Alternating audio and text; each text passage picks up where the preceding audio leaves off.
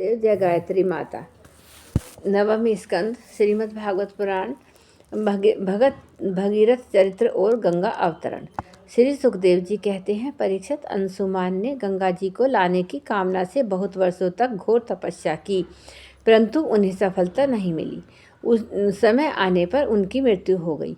अंशुमान के पुत्र दिलीप ने भी वैसी ही तपस्या की, परंतु वे भी असफल ही रहे। समय पर उनकी भी मृत्यु हो गई।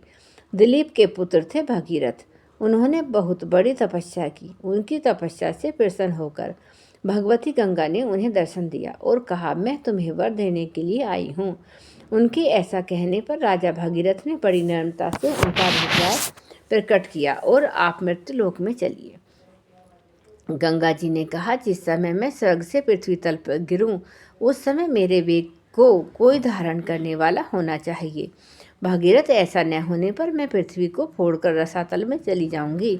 इसके अतिरिक्त इसी कारण से भी मैं पृथ्वी पर नहीं जाऊंगी कि लोग मुझ में अपने पाप धोएंगे, फिर मैं उस पाप को कहाँ धोऊंगी। भगीरथ, इस विषय में तुम स्वयं विचार कर लो। भगीरथ ने कहा, माता, जिन्होंने लोक पर लोक धन संपत्ति और स्त्री पुत्र की कामना का संन्यास कर दिया है, जो संसार से उपरत होकर अपने आप में शांत हैं, जो ब्रह्मनिष्ठ और लोगों को पवित्र करने वाली परोपकारी सज्जन हैं, वे अपने अंग स्पर्श से तुम्हारे पापों को नष्ट कर देंगे, क्योंकि उनके हृदय में अब अघरूप अघासुर को मारने वाले भगवान सर्वदा निवास करते हैं। समस्त प्राणियों के आत्मा रुद्रदेव तुम्हारा वेग धारण कर लेंगे, क्योंकि जैसे साड़ी सूतों में ओतप्रोत है, वैसे ही सारा विश्व भगवान रुद्र में ही ओतप्रोत है। परीक्षित, गंगा जी से इस प्रकार कहकर राजा भगीरथ ने तपस्या के द्वारा भगवान शंकर को प्रसन्न किया। थोड़े ही दिनों में महादेव जी उन पर प्रसन्न हो गए। भगवान शंकर तो संपूर्ण विश्व के हितैषी हैं। राजा की बात उन्होंने तथास्तु कहकर स्वीकार कर ली। फिर शिव जी ने सावधान होकर गंगा जी को अपने सिर पर धारण किया। क्यों न हो, भगवान के चरणों का संपर्क होने के कारण गंगा जी का जल परम पवित्र जो है। इसके बाद राज ऋषि भगीरथ त्रिभुवन पावनी गंगा जी को वहां ले गए, जहां उनके पितरों के शरीर राख के ढेर बने पड़े थे। वे वायु के समान वेग से चलने वाले रथ पर सवार होकर आगे आगे चल रहे थे और उनके पीछे पीछे मार्ग में पड़ने वाले देशों को पवित्र करती हुई गंगा जी दौड़ रही थी। इस प्रकार गंगा सागर संगम पर पहुंचकर उन्होंने सागर के जले हुए पुत्रों को अपने जल में डुबा दिया।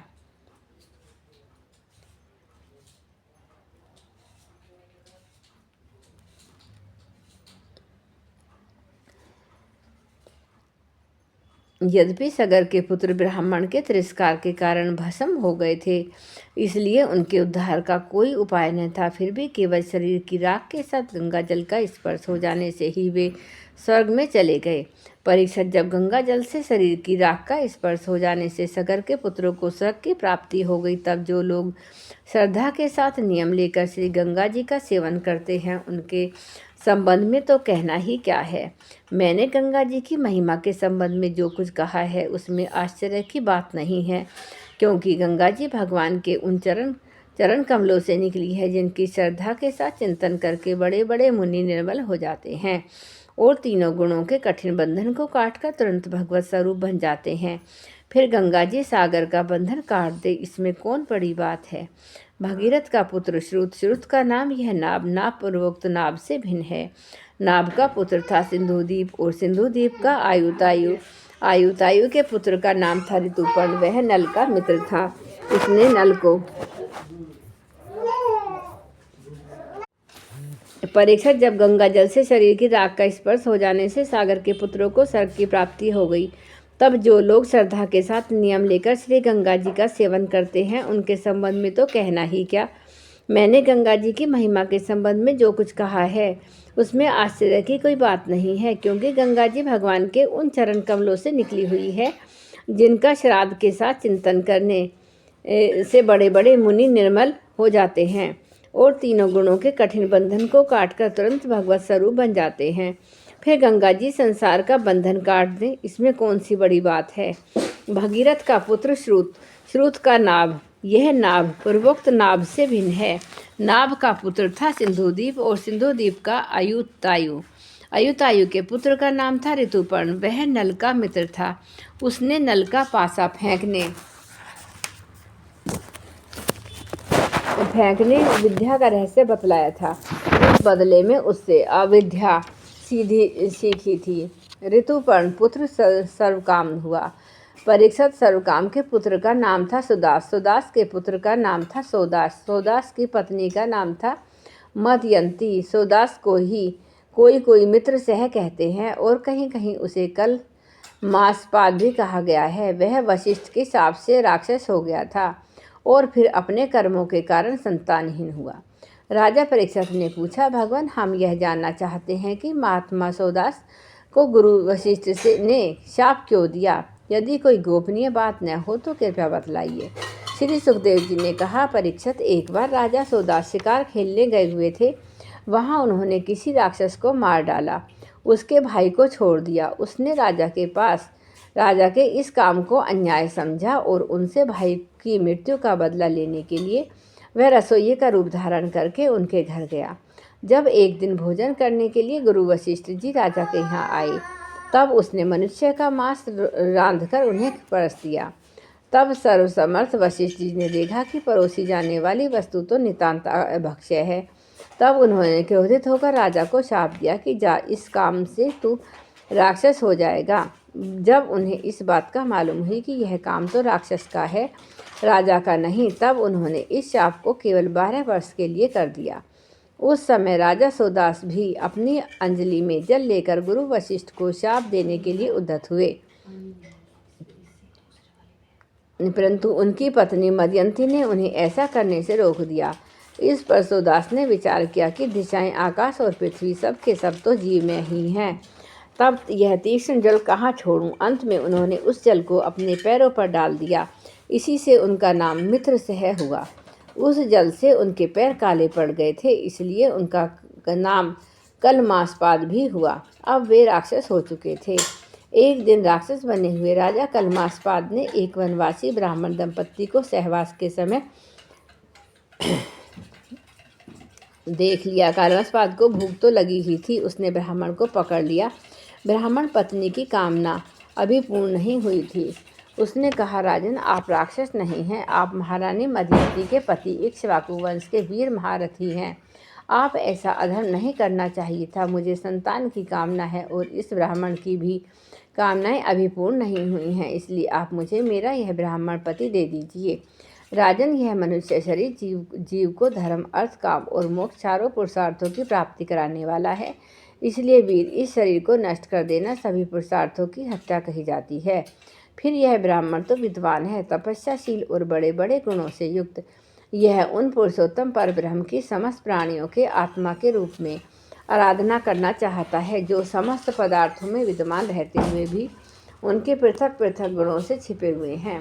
राजन, आप शक्तिशाली हैं। आप धर्म का मर्म भली भांति जानते हैं। जैसे पिता के हाथों पुत्र की मृत्यु उचित नहीं, वैसे ही आप जैसे श्रेष्ठ राजऋषि के हाथों मेरे श्रेष्ठ ब्रह्म ऋषिपति का वध किसी प्रकार उचित नहीं है। आपका साधु समाज में बड़ा सम्मान है। भला आप मेरे परोपकार, निरपराध, क्षेत्रीय एवं ब्रह्मवादी पति का वध कैसे ठीक समझ रहे हैं?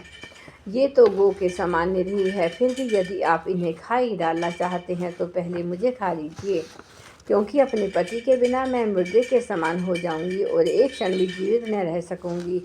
ब्राह्मण पत्नी बड़ी ही करुणापूर्ण वाणी में इस प्रकार कहकर अनाथ की भांति रोने लगी, परंतु सोदास ने शाप से मोहित होने के कारण उनकी प्रार्थना पर कुछ भी ध्यान न दिया और वह उस ब्राह्मण को वैसे ही खा गया जैसे बाघ किसी पशु को खा जाए।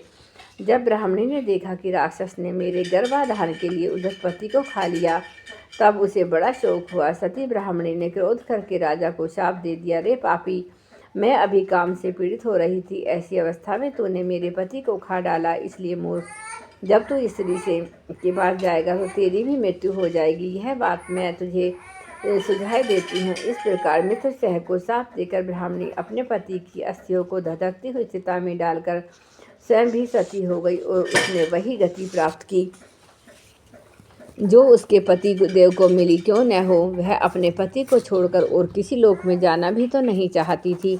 12 वर्ष बीतने पर राजा सोदास शाप से मुक्त हो गए।